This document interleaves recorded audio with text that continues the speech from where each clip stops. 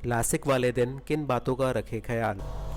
नमस्कार सबको, मैं हूं doctor Aman Malik, cataract and LASIK surgeon. और आज की हम इस वीडियो में डिस्कस करेंगे कि हम लासिक सर्जरी में क्या करते हैं। बेसिकली लासिक सर्जरी क्या होती है ये मैं अपनी पहले वीडियोस में समझा चुका हूं। प्री लासिक इंस्ट्रक्शंस में क्या करना होता है, लासिक से पहले अपने आप को कैसे प्रिपेयर करना होता है, ये मैं आपको समझा चुका हूं। आज की इस वीडियो में मैं डिटेल में समझाना चाहूँगा कि लासिक सर्जरी में क्या हो रहा होता है और कैसे आप इस सर्जरी से बेस्ट निकलवा सकते हैं। एज अ पेशेंट आपको अपने डॉक्टर के साथ कैसे बिहेव करना होता है, या सर्जरी के टाइम पे कैसे अपने आप को या अपनी एंग्जाइटी को कंट्रोल करना होता है, जिससे लासिक सर्जरी के बेस्ट रिजल्ट्स आए। ठीक है, तो इसी के साथ हम शुरू करते हैं अपना वीडियो। लासिक सर्जरी में लासिक वाले दिन मैं पेशेंट को ये बात बहुत ही क्लियरली समझाता हूँ कि जो लासिक सर्जरी है वो सर्जन ने अकेले नहीं करनी है। ठीक है, ये एक सर्जरी है जिसमें सर्जन और पेशेंट दोनों की इक्वल इन्वॉल्वमेंट है।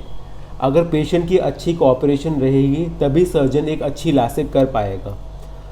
आप ये नहीं बोल सकते कि मैंने अपने आप को बस सरेंडर कर दिया तो और मुझे कुछ नहीं करना, कुछ कोऑपरेशन नहीं करनी और सर्जन बहुत अच्छी लासिक करके मुझे दे देंगे।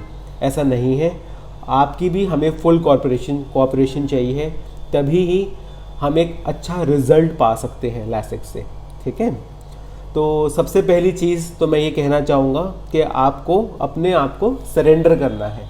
सरेंडर मीन्स कि लासिक एक ओपन मशीन होती है, ये कोई बंद मशीन नहीं होती।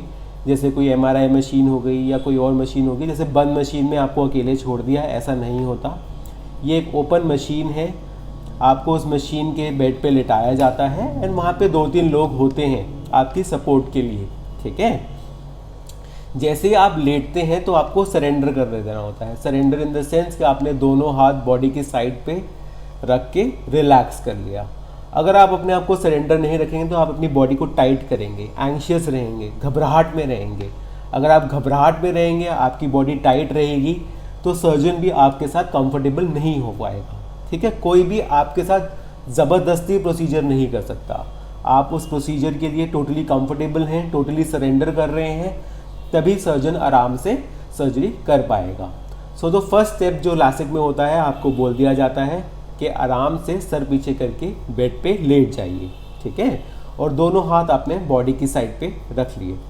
नाउ द फर्स्ट इंस्ट्रक्शन, इसके बाद जो डॉक्टर आपको देते हैं वो कहते हैं कि अपनी दोनों आइज़ आराम से बड़ी बड़ी खोलिए, हम इसमें एनेस्थेटिक ड्रॉप्स डालेंगे।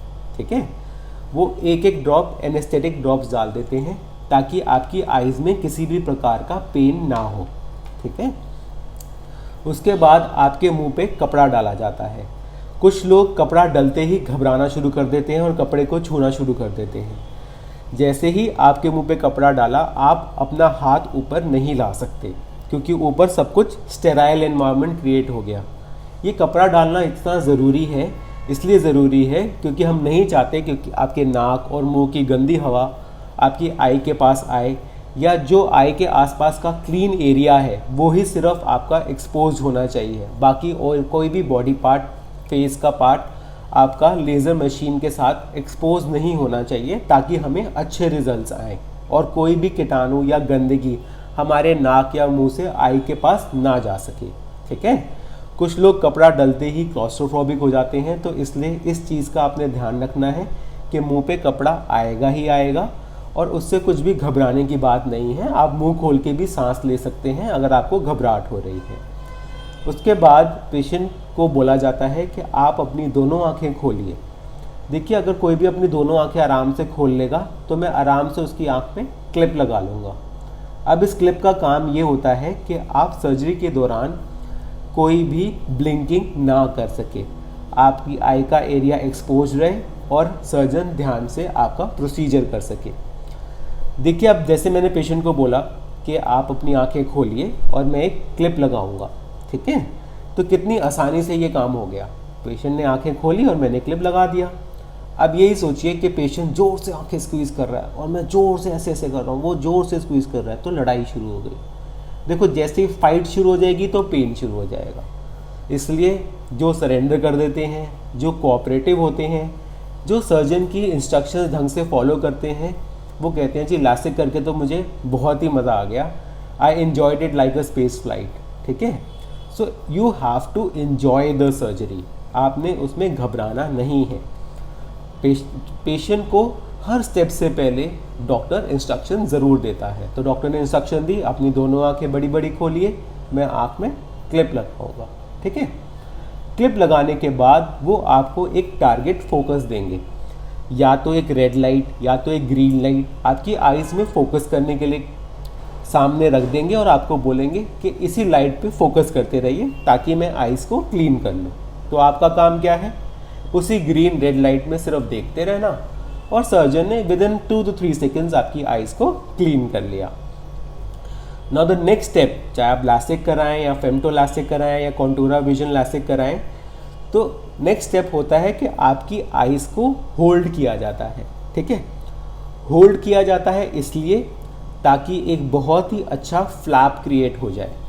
तो जैसे ये आपकी आँख है और ये आँख की काली पुतली है, इस काली पुतली पे आपका लासिक का फ्लैप बनना है। ठीक है, तो मशीन क्या करती है, आपकी आई को पकड़ लेती है। जैसे ही हम ये बताते हैं कि मशीन आपकी आइज़ को पकड़ लेगी तो पेशेंट घबरा जाता है, ओहो मेरी आँख पकड़ लेंगे, मुझे तो बहुत दर्द होगा। नहीं नहीं, इसमें बिल्कुल भी दर्द नहीं होता, क्योंकि सर्जरी से पहले ही हमने आपकी आइज़ में एनेस्थेटिक ड्रॉप्स डाल दी है। जैसे ही सर्जन आपकी आई को होल्ड करता है तब आपको प्रेशर सेंसेशन होती है। प्रेशर सेंसेशन मीन्स कि आपको आँख भारी लगती है, ऐसे लगता है कि किसी ने मेरी आँख पकड़ ली। तब आपने अपनी बॉडी को टाइट नहीं करना होता, तब अपनी बॉडी को बिल्कुल ढीला छोड़ना है। आपने अगेंस्ट द सर्जन लड़ाई नहीं करनी है, अपना फोर्स नहीं दिखाना है, रिलैक्स करना है। आई को पकड़ लिया, आपको कुछ भी दिखाई नहीं देगा। सर्जन बोलेगा सिर्फ 5 सेकेंड के लिए आप वेट करिए और अभी आपका फ्लैप बन जाएगा, and with in 5 seconds machine चलेगी और 5 to 10 सेकेंड्स में आपका फ्लैप कंप्लीट हो जाएगा।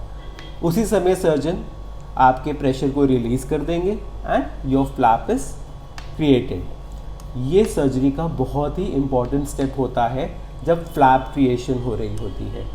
इसलिए सर्जन आपको बार बार बोलते रहते हैं उन्हीं 5-10 सेकेंड में, प्लीज़ मूव मत कीजिएगा, प्रेशर मत लगाइएगा, आपकी आइज़ का फ्लैप बन रहा है। फ्लैप अच्छे से बन जाएगा तो सर्जरी के रिजल्ट्स बहुत अच्छे आएंगे। ठीक है, अब सेकेंड स्टेप इज़ ओवर, आपका फ्लैप बन गया।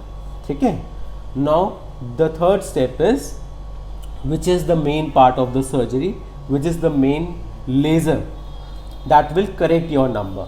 ठीक है, इसके बाद आपका फ्लैप बना दिया, फ्लैप रेस कर दिया जाएगा और आपको बोला जाएगा अब आपने एक ग्रीन ब्लिंकिंग लाइट पे फोकस करना है। देखिए, आप सर्जरी करा रहे हैं तो ये आपकी सर्जरी का, आपकी लाइफ का सबसे इम्पॉर्टेंट स्टेप है, ग्रीन ब्लिंकिंग लाइट पे फोकस करना। लेज़र स्टार्ट करने से पहले सर्जन आपको समझाएंगे कि देखिए मैं लेज़र स्टार्ट करने वाला हूँ, आपने बिल्कुल भी अपनी आइज़ मूव नहीं करनी है। वो जो 10-12 सेकेंड्स हैं जब लेज़र फायर होके आपका नंबर को करेक्ट कर रही है, अगर उस टाइम पे आपने कॉन्शियस एफर्ट मार के सीधा फोकस करके ग्रीन लाइट पे देखा तो आपके रिजल्ट्स वाओ आएंगे, वाओ। ठीक है, अगर आप हल्का सा भी मूव नहीं करेंगे तो वाओ रिजल्ट्स आएंगे। ये बोलते ही पेशेंट का सबसे पहला सवाल मुझसे होता है कि सर अगर मैंने आँख हिला दी तो इसका मतलब मेरा नंबर नहीं हटेगा, इसका मतलब मेरा लासिक गड़बड़ हो जाएगा। नहीं, ऐसा नहीं है। देखिए, लासिक मशीन एक कॉन्टिन्यूम की तरह होती है। ठीक है, एक ट्रैकर लगा होता है और आई उस ट्रैकर में एडजस्टेड होती है कि अगर वो अच्छे से फोकस कर रही होगी, हम देख रहे हैं कि आप फोकस कर रहे हैं, तभी हम लेज़र फायर करते हैं। मानिए आपने आई इधर उधर मूव कर दी तो लेज़र स्टॉप हो जाती है। हम आपको बोलते हैं देखिए दोबारा से फोकस करिए ताकि मैं लेज़र अच्छे से कर सकूं, फिर हम लेज़र स्टार्ट कर देते हैं। फिर बाई चांस अगर मूव करी तो हम लेज़र स्टॉप कर देंगे, फिर उन्होंने फोकस कर दिया तो हम लेज़र स्टार्ट कर देंगे। सो इसमें कोई भी घबराने वाली बात नहीं है कि अगर आपने मूव कर दिया तो लेज़र गड़बड़ हो जाएगी, ऐसा नहीं है। वो सब कुछ हमारे कंट्रोल में है, सर्जन के कंट्रोल में है, आई ट्रैकर लगे हुए हैं। वो तभी चलेगा लेज़र जब हम चाहते हैं, जब आप फोकस कर रहे हैं। लेकिन आपने एक ही बार में ढंग से फोकस करके अच्छे से ग्रीन लाइट में देखा और हमने उसी टाइम 8-10 सेकेंड में कॉन्टिन्यूस लेज़र फायर करा विदाउट स्टॉपिंग, उसके रिजल्ट्स वाव आते हैं, वाव रिजल्ट्स। ठीक है, तो आपको अगले दिन ही मैजिक चाहिए तो प्लीज़ सर्जन के सारे इंस्ट्रक्शंस ढंग से फॉलो करने हैं। ठीक है, इसके बाद सर्जन क्या करेगा, फ्लैप वापस रख देगा, आई को वॉश कर देगा and your surgery is done. The surgery is done with in 8 to 10 minutes पर आई। ओके, ये सब 8 से 10 मिनट में तभी हो पाएगा जब आप अच्छे से इंस्ट्रक्शंस को फॉलो करेंगे। इसलिए मैं कहता हूँ कि इंस्ट्रक्शंस ध्यान से सुननी है। ये नहीं कि मैं ये वाला करवा रहा हूँ लैसिक और मैं तो बेस्ट लैसिक करा रहा हूँ और मेरे पास तो बेस्ट रिजल्ट्स आएगा और मुझे तो कुछ करना ही नहीं है। नहीं, आपकी कोऑपरेशन बहुत बहुत बहुत ज़रूरी है। आपने सारे स्टेप्स रिमेंबर रखने हैं, याद रखने हैं, you have to remember them. और सारे स्टेप से पहले डॉक्टर आपको इंस्ट्रक्शन देते हैं और उनकी इंस्ट्रक्शन ध्यान से सुननी है।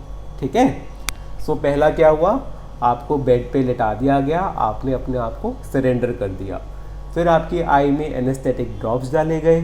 फिर आपको बोला गया कि आइज़ बड़ी बड़ी खोलिए, हम आइज़ में क्लिप लगाएंगे ताकि आप आइज़ ब्लिंक ना कर सकें। फिर स्टेप हुआ कि आपकी आइज़ को होल्ड करके हमने हल्का सा प्रेशर देके आपका फ्लैप बना लिया। उसके बाद ग्रीन लाइट में फोकस करके आपने लेज़र करा लिया and the surgery is done. Okay, तो इसी के साथ मैं ये वीडियो ख़त्म करना चाहूँगा। अगली वीडियो में हम बात करेंगे कि पोस्ट लैसिक हमें कैसे अपनी आई की केयर करनी है ताकि हमारी हीलिंग बहुत अच्छी हो, पोस्ट लैसिक ड्राइनेस ना हो और हमारे रिजल्ट्स अगर वाव आए हैं तो वो अगले 25 से 30 साल तक या लाइफ लॉन्ग तक वैसे ही रिजल्ट्स रहें। वो तब रहेंगे जब हीलिंग बहुत अच्छी होगी, जब हम पोस्ट लैसिक इंस्ट्रक्शंस को भी ढंग से फॉलो करेंगे। Thank you. मेरा नाम है doctor Aman Malik, cataract and LASIK surgeon.